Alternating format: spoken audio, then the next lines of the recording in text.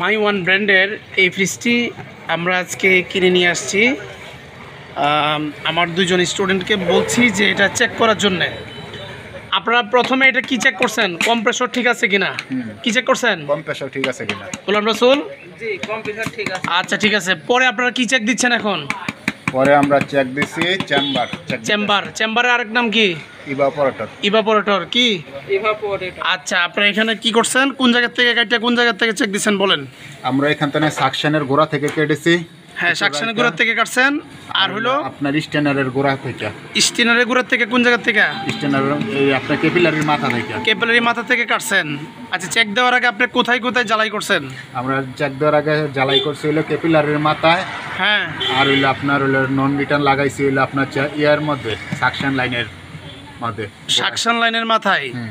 আচ্ছা, এটা তাইলে আপনি এখানে নন হিটার লাগাইছেন, এখানে প্রেসার দিচ্ছেন। কত প্রেসার দিচ্ছেন বলেন তো? 200 প্রেসার দিচ্ছি। 200 প্রেসার দিচ্ছেন। এখন কি এই মুহূর্তে কি ওই কম্প্রেসর কি চলছে না বন্ধ? মানে প্রেসার কি হচ্ছে কিনা? প্রেসার এখনো হচ্ছে, কিন্তু এখন কি হচ্ছে? এখানে কি হচ্ছে? এখন প্রেসার নিতেছে কিন্তু কোনো খান্দা লিক হয়ে বাইরে হয়ে যাইতেছে। ভালো করে বলেন কি হয়েছে? প্রেসার আমরা দিতেছি কিন্তু কোনো খান দিয়ে লিক আছে, তাই প্রেসার বাইরে হয়ে যাচ্ছে। কি তাই তো? এই দেখুন, কম্প্রেসর চলছে, মানে প্রেসার দেওয়া হচ্ছে, বাট আনুমানিক 150-এর উপরে আর উঠছে না।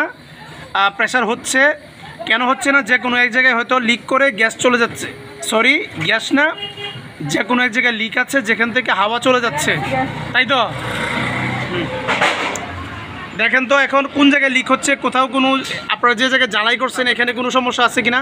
না, এখানে আমরা পরীক্ষা করে দেখছি এখানে কোনো সমস্যা নাই। তাহলে অন্য দিক দিয়ে চলে যাচ্ছে। তাহলে আসেন তো দেখি অন্যদিকে।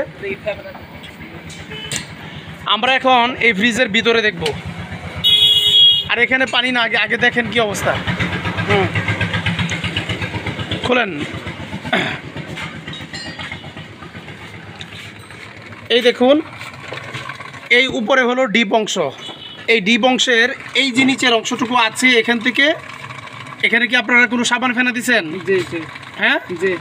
আচ্ছা, এখানে সাবান ফেনা দেওয়ার প্রয়োজন নাই। এখানে আওয়াজ হচ্ছে এবং এখান থেকে চেম্বার লিক হয়ে ইভাপোরেটর অংশ থেকে যে কোনো এক জায়গায় লিক হয়ে বাতাস বের হয়ে যাচ্ছে, তাই তো? জি জি। তাহলে আমরা এটা কি সমস্যা পেলাম? চেম্বারের সমস্যা, মানে ইভাপোরেটর অংশটুকু হ্যাঁ যে কোনো এক জায়গায় লিক করে, অথবা ভিতরে পাইপ ক্ষতিগ্রস্ত হয়ে, অথবা জং পরে হোক, আঘাতপ্রাপ্ত হয়ে হোক, যেভাবেই হোক, কি হয়েছে এখানে? নষ্ট হয়ে গেছে। যার কারণে এখানে এই দেখুন, আপনারা হয়তো একটা সাউন্ড পাচ্ছেন, যে দিক দিয়ে লিক করে গেছে। এখন এটা আমরা চেম্বার নতুন করে করব, অথবা এমনও হতে পারে এই ফ্রিজ এটা আমরা ভেঙে ফেলতে পারি। ধন্যবাদ সবাইকে। আজ এ পর্যন্তই। এরকমভাবেই আমরা প্র্যাকটিক্যাল কাজ করে থাকি। এদিকে দুইজন এখানে দাঁড়ান। গোলাম রাসূল এখানে আসেন। হ্যাঁ, তাহলে এই ফ্রিজ থেকে আপনারা কি শিখলেন? কি চেক করে কি পাইলেন? সমস্যা কি পাইলেন? এই ফ্রিজ থেকে আমরা চেক করে এটা শিখলাম যে চেম্বার কিভাবে চেক দিতে হয় এবং সমস্যা নির্ণয় করতে হয়। আচ্ছা ঠিক আছে। এখন চেম্বার অনেক জায়গায় লিক হতে পারে, নর্মাল দিয়েও লিক হয়ে চলে যেতে পারে, ডিপ থেকেও চলে যেতে পারে। হ্যাঁ, এটা ডিপ থেকে মানে বাতাস বের হচ্ছে, এমনকি চূড়ায় লিকও থাকতে পারে। ফ্রিজের যে জায়গার মধ্যে জ্বালাই করা হয় ওই সব জায়গা থেকেও লিক করে চলে যেতে পারে। অনেক সময় এত ছোট্ট বা এত সূক্ষ্ম লিক থাকে যে এখানে বুঝতে 4-5 ঘন্টা বা 6-7 ঘন্টা সময়ের প্রয়োজন হয়, তাই তো? ধন্যবাদ সবাইকে। আজ এ পর্যন্তই। আসসালামু আলাইকুম।